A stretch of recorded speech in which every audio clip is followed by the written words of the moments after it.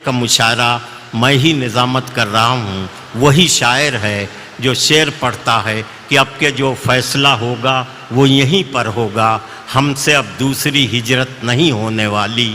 50-60 ہزار کا مجمع کھڑا ہو جاتا ہے، داد و تحسین سے نوازتا ہے۔ میں حیرت میں ہوں کہ ایک شعر 2 ملکوں کے درد کو بیان کرتا ہے۔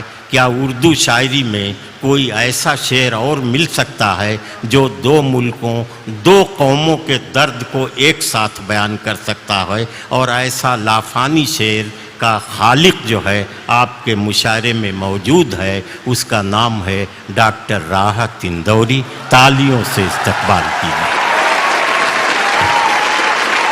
ابھی غنیمت ہے صبر میرا، ابھی غنیمت ہے صبر میرا، ابھی لبالب بھرا نہیں ہوں۔ واہ! ابھی غنیمت ہے صبر میرا، ابھی لبالب بھرا نہیں ہوں۔ وہ مجھ کو مردہ سمجھ رہا ہے، اسے کہو میں مرا نہیں ہوں۔ دیکھیے صاحب، معاف کر دیجئے گا، میرا کوئی اشارہ یہ مودی صاحب کی طرف نہیں ہے۔ میرا جہاں اشارہ ہوگا انشاءاللہ وہ اپنے آپ پہنچ جاؤ گے۔ کہہ رہا ہوں کہ وہ مجھ کو مردہ سمجھ رہا ہے، اسے کہو میں مرا نہیں ہوں۔ وہ کہہ رہا ہے کہ کچھ دنوں میں مٹا کے رکھ دوں گا نسل تیری۔ وہ کہہ رہا ہے کہ کچھ دنوں میں مٹا کے رکھ دوں گا نسل تیری، ہے اس کی عادت ڈرا رہا ہے اس کی عادت ڈرا رہا ہے۔ جلد بازی بہت آپ لوگ کرتے ہیں، جلد بازی بہت کرتے ہیں، آدھے شعر میں آپ نے ہوا کر دیا۔ اصل میں آپ اپنا کانفیڈنس بھول گئے تھوڑی دیر میں، 20-40-50 منٹ میں، کہ کہاں آپ کو داد دینا ہے اور کہاں آپ کو داد نہیں دینا ہے۔ تو خدا کے لیے آپ سے گزارش یہ ہے کہ پہلے سن لیں، پھر سمجھ لیں، اور پھر پسند کریں کہ اچھا ہے یا برا ہے، اس کے بعد داد دیں۔ وقت سے پہلے داد دینے میں بہت پرابلمز کھڑے ہو جاتے ہیں۔ پاکستان میں ایک شہر ہے کوئٹہ، آزاد صاحب گئے کیا ہیں؟ آزاد صاحب، ایک شہر پاکستان میں بھی ہوتا ہے کوئٹہ، وہاں پر ایک مشاعرہ ہو رہا تھا، اس کی صدارت فرما رہے تھے احمد ندیم قاسمی صاحب۔ ایک صاحب جیسے ابھی بیچ میں بولے تھے، وہ ہر شعر پہ داد دیتے تھے، سبحان اللہ سبحان اللہ سبحان اللہ، شعر اچھا ہو یا برا ہو لیکن ان کو سبحان اللہ چلتا تھا، سمجھ میں آئے یا نہ آئے سبحان اللہ۔ تو قاسمی صاحب کے کانوں پر جب گراں گزرنے لگی آواز ان کی، تو کہا کہ میاں اتنی زور زور سے اللہ کو یاد کرتے ہو، اتنی زور زور سے اللہ کو یاد کرتے ہو، اگر اللہ نے دھیرے سے بھی یاد کر لیا تو یہ مشاعرہ آخری ہو جائے گا۔ تو خدا کے لیے میرے شعر کو مرنے مت دیجیے، اگر صحیح شعر پڑھوں تو ہی داد دیجیے، ورنہ کوئی ضروری نہیں ہے کہ ہر آدمی آئے اور وہ مشاعرہ لوٹ کر چلا جائے، یہ کوئی ضروری نہیں۔ میرا کام ہو گیا ہے۔ روشن بیگ صاحب کی مجھ پر بڑی عنایت اور محبت رہتی ہے، اور پہلی مرتبہ میرا خیال ہے 30 برس ہو انہوں نے بلایا تھا، اور میرا کام اس لیے بھی ہو گیا کہ مشاعرہ پڑھنے سے پہلے انہیں میرا معاوضہ، میرا نذرانہ دے دیا ہے۔ پڑھوں کیا میں عرض کروں، شروع کروں؟ میں نے یہ کہا ہے کہ ابھی غنیمت ہے صبر میرا، ابھی لبالب بھرا نہیں ہوں۔ وہ مجھ کو مردہ سمجھ رہا ہے، اسے کہوں میں مرا نہیں ہوں۔ وہ کہہ رہا ہے کہ کچھ دنوں میں مٹا کے رکھ دوں گا نسل تیری، ہے اس کی عادت ڈرا رہا ہے میری فطرت ڈرا نہیں ہوں۔ یہاں داد دینی تھی جو وہاں پر، اے میری فطرت ڈرا نہیں۔ عرض کر رہا ہوں، سنیے گا، اے میری آتی جاتی ایک غزل، جہاں سے سب بھلا دیا ان لوگوں نے، اتنا کمال کا کلام پڑھ دیا ہے۔ اے میری آتی جاتی ایک غزل، جہاں سے سب بھلا دیا ان لوگوں نے، اتنا کمال کا کلام پڑھ دیا ہے۔ ہم یہ بھول ہی گئے کہ ہم شاعر ہیں بھی کہ نہیں ہیں، خدا کی قسم. اور آج تو مشاعرے کی نئی تعریف پتہ چلی کہ اس طریقے کا مشاعرہ ہوتا ہے جتنی محبت سے آپ نے دونوں ہمارے ساتھیوں کو سنا. عرض کر رہا ہوں کہ اونچے اونچے درباروں سے کیا لینا.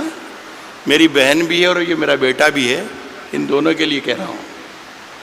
اونچے اونچے درباروں سے کیا لینا، اونچے اونچے درباروں سے کیا لینا، ننگے بھوکے بیچاروں سے کیا لینا.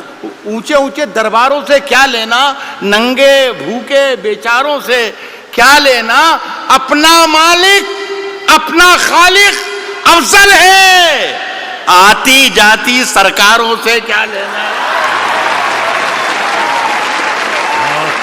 اپنا مالک اپنا خالق، اپنا مالک اپنا خالق افضل ہے، آتی جاتی سرکاروں سے کیا لینا. دیکھیے بہت بہت شکریہ. ایک گزارش کرنا یہ چاہتا ہوں کہ پورا حوالہ روشن بیگ صاحب کی اتنی شاندار محفل کا حوالہ جو ہے وہ اردو ہے.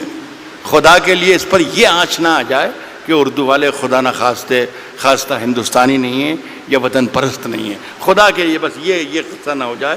میں ایک مطلب پڑھتا ہوں، آپ شرکت کر لیں گے تو میری بات پوری ہو جائے گی. عرض کر رہا ہوں کہ ہم اپنی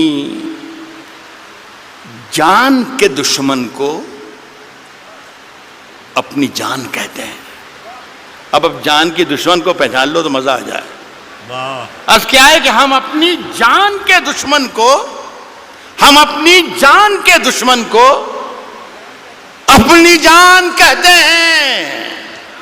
محبت کی اسی مٹی کو ہندوستان کہتے ہیں. بہت اچھے، محبت کی اسی مٹی کو. اب مجھے اندازہ ہو گیا کہ مجھے کتنی دیر پڑھنا ہے. میرا خیال ہے 3 یا 3.5 منٹ.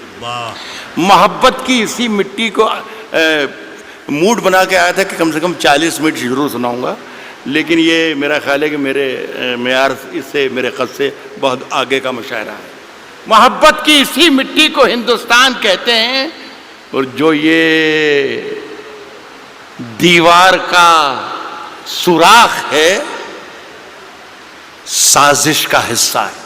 محبت کی اسی مٹی کو ہندوستان کہتے ہیں، جو یہ دیوار کا سوراخ ہے سازش کا حصہ ہے، مگر ہم اس کو اپنے گھر کا روشن دان کہتے ہیں. جو یہ دیوار کا سوراخ ہے سازش کا حصہ ہے، مگر ہم اس کو اپنے گھر کا روشن دان کہتے ہیں. مگر ہم اس کو اپنے گھر کا روشن دان کہتے ہیں.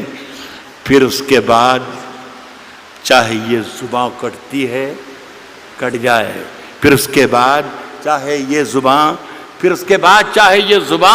کٹتی ہے کٹ جائے، ہمیں جو کچھ بھی کہنا ہے الل اعلان کہتے ہیں.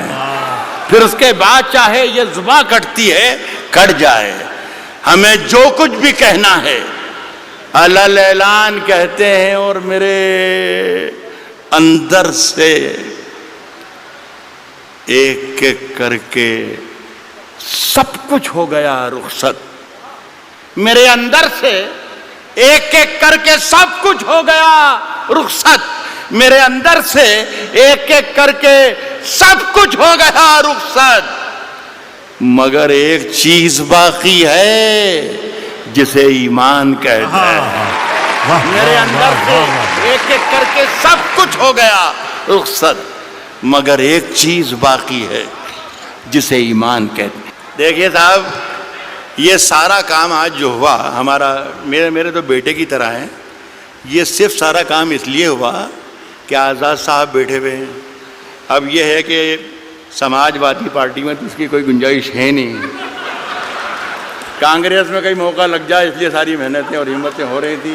اور اگر گنجائش ہے تو میری سفارش ہے کہ آپ اس کو ضرور موقع دیجیے. دیکھیے صاحب، آزاد صاحب نے 2 غزلوں کے 2 شعر مجھے پڑھنے کو کہا ہے.